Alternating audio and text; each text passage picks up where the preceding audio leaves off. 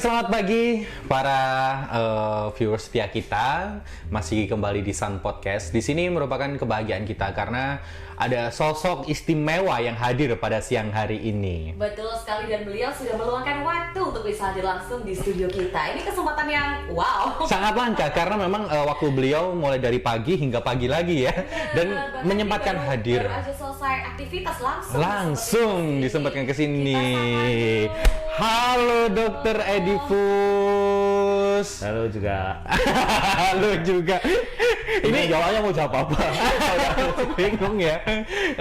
Luar biasa sekali kesempatan ini Dokter Edifus datang ke Sun Podcast untuk bisa sharing-sharing mengenai beberapa hal yang mungkin banyak di kalangan masyarakat belum tahu sosok Dokter Edifus yang sebenarnya. Pertanyaan nggak membosankan kan? Kenapa? Pertanyaan? Oh tidak. Oke, Pasti nanti ini pertanyaannya mengundang kontroversi. Kita juga akan membahas sisi lain seorang dokter spesialis opjin di Lumajang, Dokter Edifus. Iya, jangan sisi opsin lagi. Kenapa? Setiap hari kan? Bagaimana kabar dokter hari ini? Sehat? Alhamdulillah, baik, sehat. Baik ya, sehat ya. Luar biasa sekali. Ini tadi dapat kabar kalau tadi habis operasi ya, langsung datang ke sini ya? Iya, ada operasi tadi. Menyempatkan hadir, langsung cepet-cepetan operasi. Semua suruh langsung lahiran.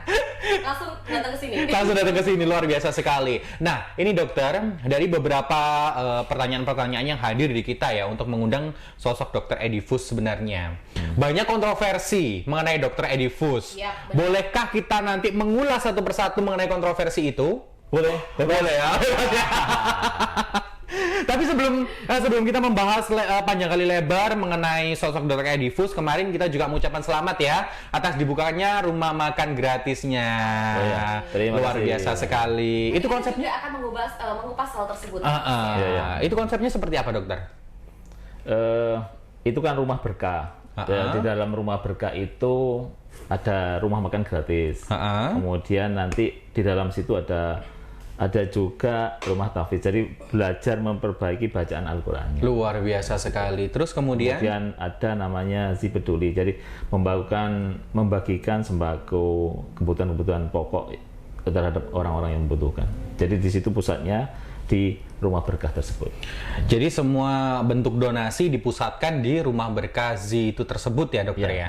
Oke. Tujuannya apa sih? Apakah ingin tenar? Apakah ingin menjadi the real sultan atau seperti apa? Tujuannya apa?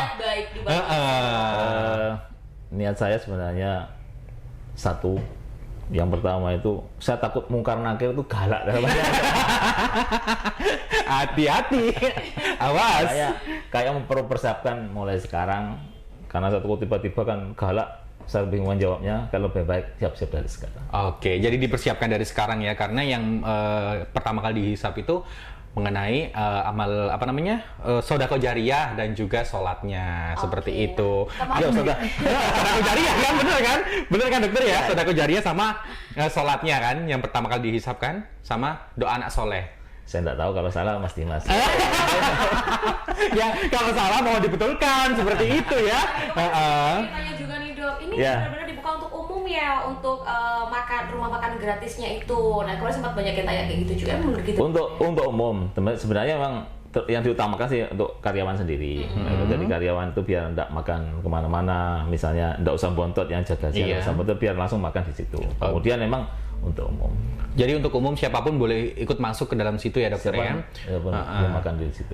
Ini merupakan suatu hal yang sangat luar biasa yang dilakukan Dokter Edifus dari beberapa. Saya kenal dengan beliaunya itu sejak lama ya, mulai membangun rumah sakit yang nggak jadi. Itu gimana ceritanya dokter? Kok bisa sekarang langsung meroket bisnisnya luar biasa? Itu seperti apa ceritanya? Boleh diceritakan sekilas? Dulu kan sempat Dokter Edifus mau bangun rumah sakit, terus tiba-tiba nggak jadi. Itu gimana? Jadi dalam hidup itu kan kan muter gitu kan.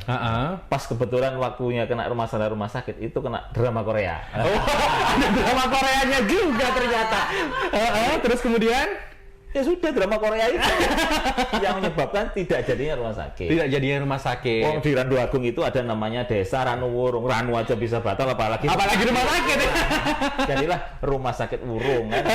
Iso-iso. Oke. Tapi meskipun rumah sakit sempat di cancel istilah seperti itu, tapi ini klinik luar biasa ramai sekali seperti itu dokter ya.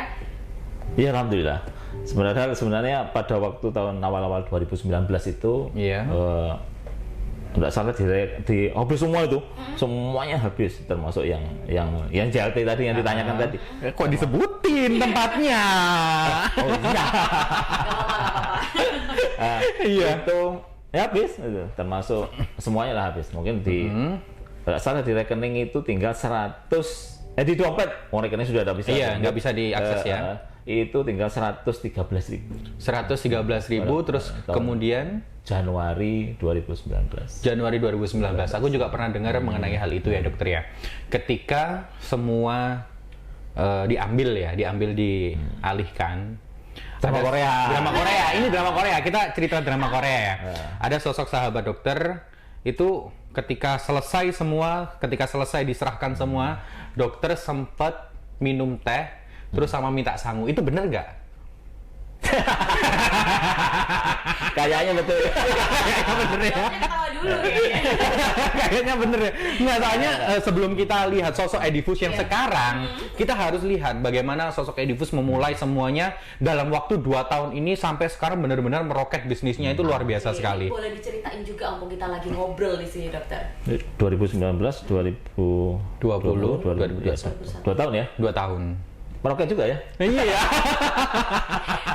Kirain udah lama gitu, 2 tahun gitu ya. 2 tahun. Alhamdulillah kebetulan pada 2009 pas jatuhnya saya itu pada titik terendah lagi mungkin ada minusnya karena saya masih ada beberapa tanggungan yang harus saya bayar padahal uang saya cuma 119. Ada istri saya yang mendampingi saya itu. Kebetulan mempunyai kemampuan yang luar biasa untuk itu. Jadi mulai dari bangkitkan saya kembali. Jadi bukan bangkit itunya saya. Tahu kan bangkit? Iso.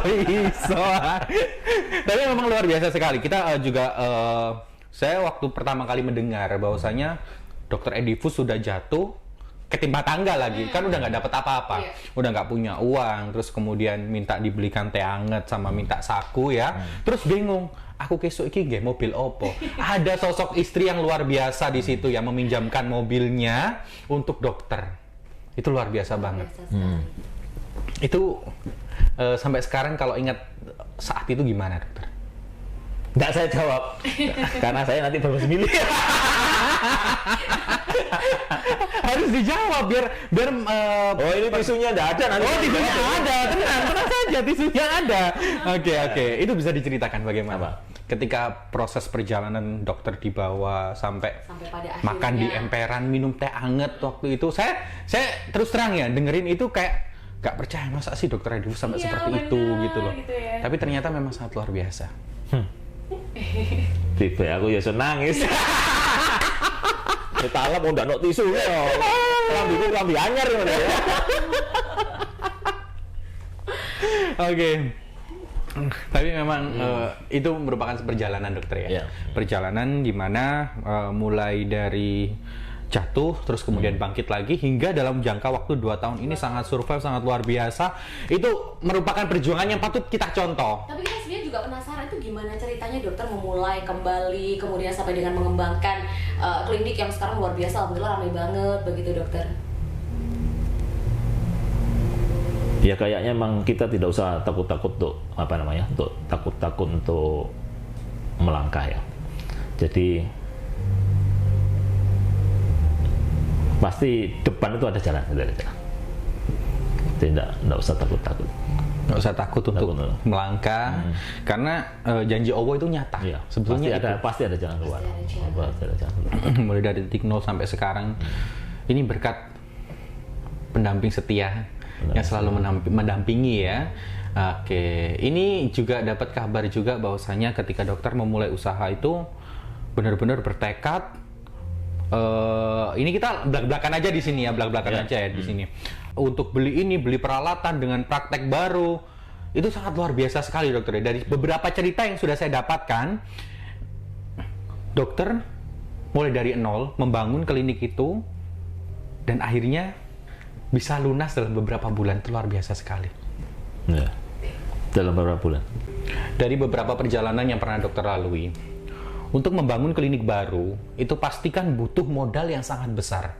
Itu bisa diceritakan bagaimana prosesnya. Padahal di saat itu posisi dokter itu sangat benar-benar minus di bawah. Itu bagaimana? Alhamdulillah ada beberapa orang yang menaruh kepercayaan kepada saya, sehingga pada waktu itu untuk membeli alat terutama kan saya itu kan butuhnya USG nantangan. USG nantangan, tangannya gini ya. Jadi dan USG kan ibaratkan kan kalau dokter itu biasanya pakai stetoskop. Saya kan tidak pernah bawa kemana-mana stetoskop karena tidak butuh itu. Jadi pakai USG. Kalau meriksa apapun ya saya pakai USG. Orang hamil USG, orang keguguran USG, orang kena kanker, tumor itu ya pakai USG gitu. Walaupun pertamanya ya dengan tentu dengan pemeriksaan tangan. Itu alhamdulillah ada yang ada mempercaya. Jadi bayarnya itu secara tempo. Walaupun pada waktu itu jaminan tidak ada, sertifikat sudah nggak punya apa-apa ya. Mobil aja tidak ada, semuanya tidak ada. Kebetulan juga tempat, kemudian semuanya bisa dibayar tempo. Kebetulan orangnya semuanya percaya. Alhamdulillah kepercayaan itu ada. Jadi memang bermodalkan rasa percaya itu para kolega-koleganya pun mempercayai untuk bisa memfasilitasi ya seperti itu ya dokter ya. Luar biasa sekali. Jadi memang perjalanannya begitu sangat survive ya di sini. Sampai saya itu bingung mau ngomong apa karena memang tahu perjalanannya seperti apa hingga saat ini. Luar biasa sekali. Klinik saya lihat begitu sangat ramai sekali, luar biasa dokter ya. Itu ketika saya pagi biasanya kan saya banyak berteman dengan karyawan-karyawan dari dokter ya, apalagi karyawan di Edifus itu luar biasa sekali. Banyak sekali yang sudah ngantri, yang sudah booking. Saya banyak banget pasien dokter begitu ya. Itu semua tentunya bukan hanya dari dokter saja, tapi sosok pendamping yang mungkin menurut dokter istimewa. Ya sampai saking istimewanya saya tuh murni kayak dokter aja betulan. Jadi kemarin kan sebelumnya ya ngurus semuanya, kayak pembangunan rumah sakit yang murung itu ya semuanya saya ngurus, tukang tuh beli bangunan, ngurus di klinik yang tempat praktek yang lama itu ya semuanya saya. Kalau sekarang saya tinggal praktek, saya tinggal menangani pasien, jadi otomatis tentu lebih konsentrasi terhadap pasien, kemudian belajar lagi kan gitu ya. Jadi lebih konsentrasi terhadap pasien, tentunya kan juga lebih care terhadap pasien. Oke, jadi memang dokter ini bisa bangkit sampai pada titik yang luar biasa saat ini. Tentu ada istri yang selalu mensupport dokter dengan sepenuh hati. Bisa diceritakan seperti apa sosok istri di mata dokter Edifus? Pernah usia saya waktu SMA ada Perdana Menteri Inggris, Margaret Thatcher. Ya, pernah dengar? Pernah, tapi nggak tahu orangnya. Cuma lihat bener kan? Beliau sudah meninggalnya tahun berapa gitu, tapi memang waktu itu Inggris kan jadi baik, jadi lain-lain sama Perdana Menteri sebelum-sebelumnya, jadi baik itu anunya. Jadi saya membayangkan istri saya sekarang itu, kok istri saya sekarang? Mari ini dibahas. Mengupas dari itu. Kemampuan manajerial istri saya itu kayak Margaret Thatcher ini. Tahun 90-an lah. Margaret Thatcher ini menjadi Perdana Menteri Inggris. Jadi memang luar biasa sekali. Sampai pada akhirnya dokter lebih fokus yang terhadap itu kalau ditinjau dari anunya, dari apa namanya, dari kemampuan dari kecantikannya yang itu jadi pemameran dari Zorro itu siapa namanya? Catherine Zeta ya. Saya membayangkan istri saya itu lebih cantik dari itu. Nggak beres tapi gue nggak beres. Beres. Goro-goro. Nggak bohong ya. Oke, ini tadi kita sudah bersedih-sedih ya. Sekarang kita akan mengulas. Mengulas tadi kan udah sempat diceposin ya. Istri yang sekarang. Iya, istri yang sekarang. Berapa kali nikah dokter? Alhamdulillah, tangan saya masih ini cukup. Awas. Nggak sampai 5 mas. Kalau nggak sampai 5 yang gini misalnya. Nggak sampai 5 ya. Ijab kabulnya tuh.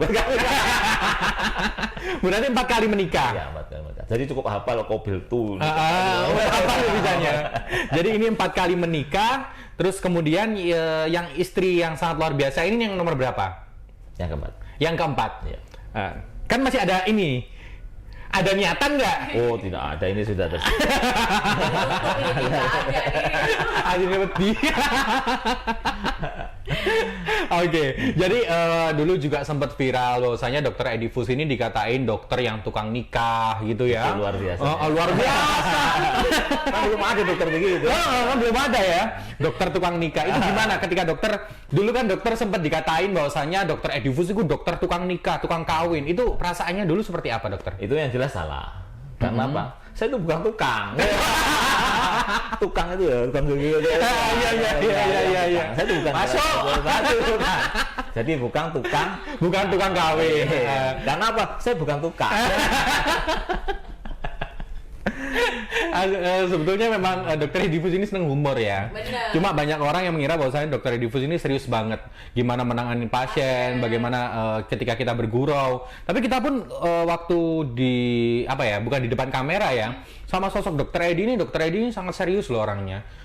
Sampai 4 kali menikah itu bener-bener serius. Apalagi ke perempuan kan serius ya sampai menikah ya dokter ya. Sampai dikeluarkan dari PNS itu bener apa enggak? Iya. Oh, tidak. Oke, itu gimana ceritanya? Kok bisa tersiar kabar bahwasanya dokter Edifus dikeluarkan dari PNS gara-gara sering nikah? Itu seperti apa? Rumornya ya. Rumornya seperti itu, rumor yang tersebar gitu ya. Ada, saya punya bahwa saya itu tidak saya mengundurkan diri waktu itu karena dinyatakan bersalah. Wong saya tidak bersalah, kalau dinyatakan bersalah. Jadi nggak terima. Dinyatakan bersalahnya itu kenapa? Pada waktu itu saya jalan-jalan ke Eropa 14 hari. Saya waktu itu tidak mengajukan cuti karena dapatnya memang tiba-tiba gitu loh.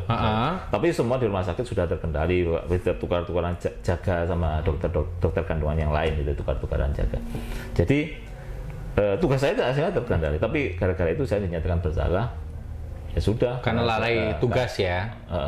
Karena dianggap lalai tugas, tidak masuk. Walaupun tanggung jawab terhadap pasien itu tidak terabaikan, semua pasien teratasi gitu loh. Itu yang dinyatakan. Kemudian saya dinyatakan bersalah, kemudian saya dipindahkan ke puskesmas di Tembosari. Wow, jauh banget ya. Kalau dihukum ke Tembosari itu saya bisanya kan ya untuk saya kan dokter kandungan. Iya. Kan apa yang bisa saya lakukan di sana. Makanya saya memilih mengundurkan diri. Oke, itu terjadi tahun berapa, dokter? 2013 2014 saya lupa pas Jadi udah cukup lama juga ya. Berarti cukup lama banget. Makanya kita nggak salah ngundang dokter Edifus ini karena banyak sekali pengalaman yang bisa diajarkan untuk semuanya. Mulai dari bukan dipecat sih ya, mengundurkan diri. Ada suratnya. Jadi perlu digarisbawahi ya, bukan dipecat tapi mengundurkan diri. Mulai dari mengundurkan diri sampai dibilang dokter tukang nikah. Ternyata bukan tukang ya, karena dokter. Iso aja jawab pas Lineo. Oke. Dokter ini punya bersama istri begitu ya. Ini menjalankan beberapa bisnis begitu, dokter. Mungkin diceritain apa aja, kemudian juga omsetnya kalau mau omset ini biasanya agak merinding juga ya. Kalau mau omset ingat yang waktu masih cuma berapa dokter, 119.000 aja. Di dompet ada 119.000, sekarang di dompet ada berapa dokter?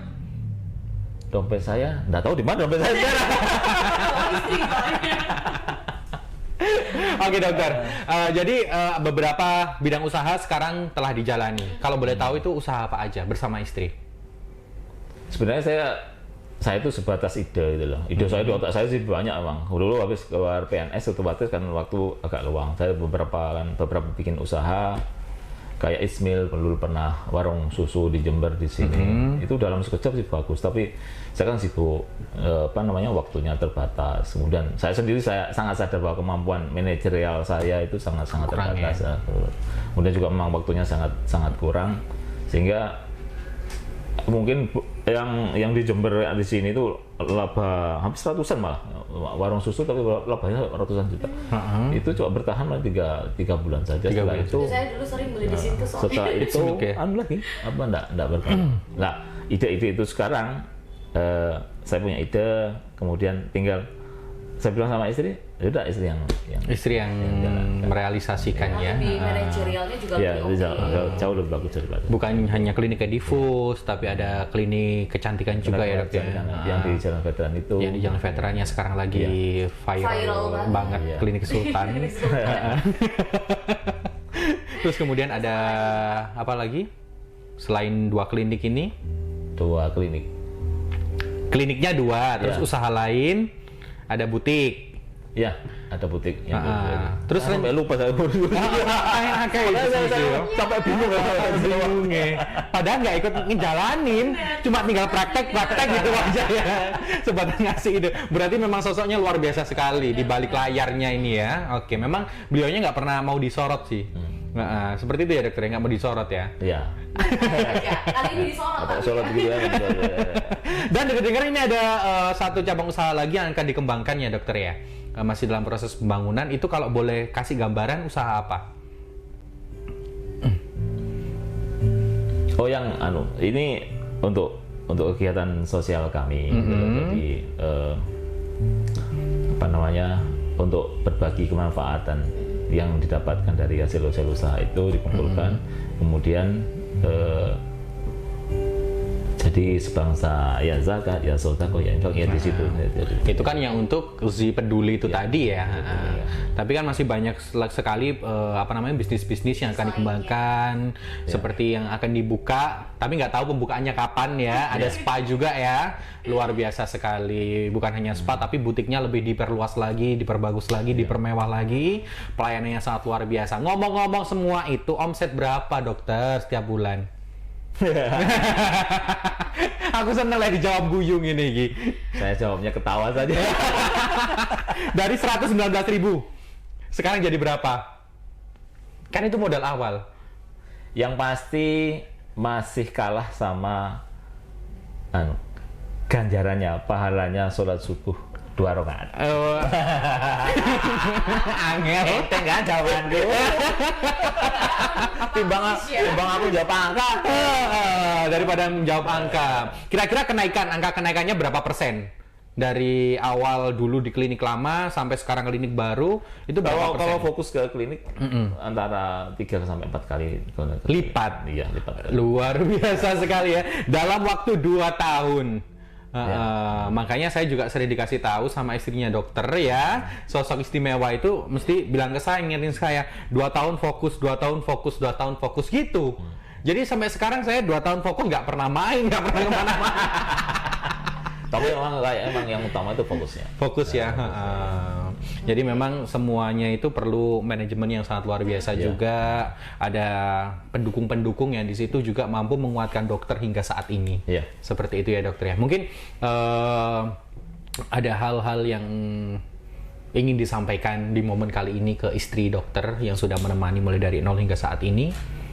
Ada hal yang ingin disampaikan mungkin lewat dari tayangan kita ini. Untuk istri? Iya, lihatnya ke sana, jangan ke saya.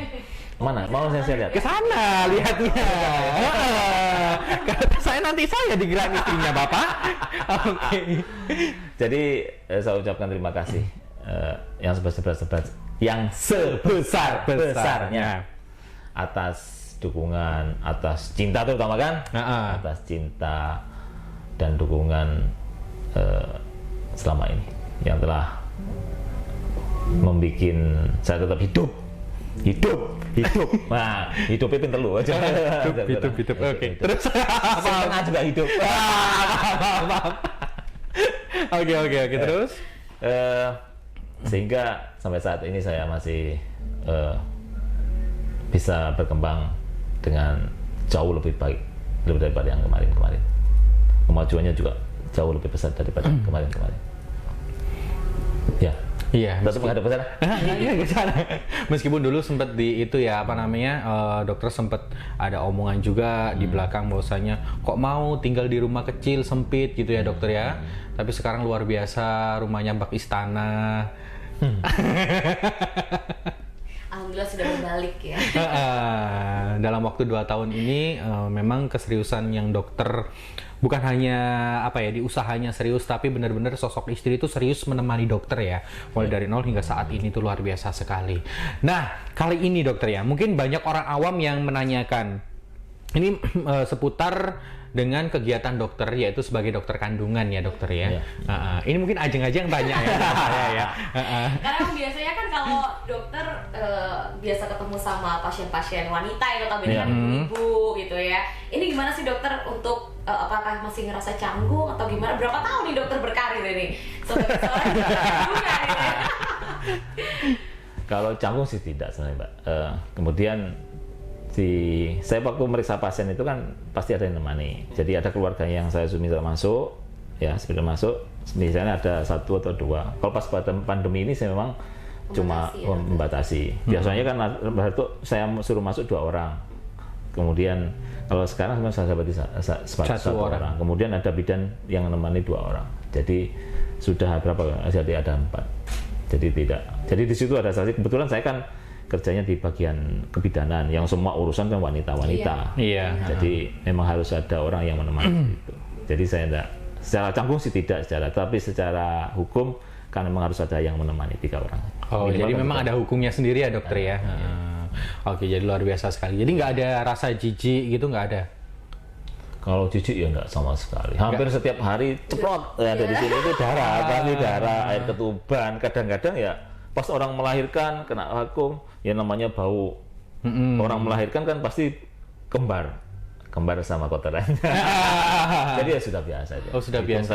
Tapi kadang merasakan nggak ketika benar-benar capek, jenuh, merasakan nggak hal itu? Kadang-kadang yuk pasti ada itu. Sesekali memang tempo ada itu. Sesekali ada sampai merasakan capek ya. Iya, sampai capek. Sampai kuyuk itu pasti ada. Nah dokter, saking sibuknya nih, gimana membagi waktu mungkin bareng sama keluarga begitu dokter? Kebetulan saya kan semuanya dekat kan. Kegiatan saya kan cuma di klinik sama di RS Bayangkara. Ya paling kemudian semuanya kan puter-puter di situ ya. Di rumah juga dekat, Bayangkara cuma dekat. Jadi walaupun ada waktu sedikit ya saya pasti pulang. Jadi ya lebih banyak di rumah gitu. Ada waktu misalnya 10 menit saja sudah pulang, 3 menit sudah nyampe rumah.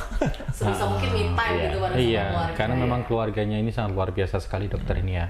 Baik dokter, mungkin di yang terakhir kali ini ada quotes of the day yang ingin disampaikan untuk para pemirsa sekalian ya. Ada kata-kata bijak yang ingin disampaikan? Saya sebenarnya kurang bijak. Masa dikuliah yang kurang lebih. Saya kurang apa? Apalagi sudah ada dalam masuk kriteria drama Korea. Jadi kalau drama Korea cerita saya itu dibikin drama Korea mungkin lebih bagus. Lebih bagus ya. Bagus daripada misalnya orang yang nangis-nangis itu kan pasti lebih menangis daripada. Jadi mungkin ada yang lihat para production host mungkin bisa ditarik ya dokter Edifus ya. Bisa diangkat kisahnya. Oke, mungkin pesan kalau bukan kata-kata bijak, mungkin pesan untuk para viewers kita itu apa? Pesan. Saya juga sering pernah pesan-pesan.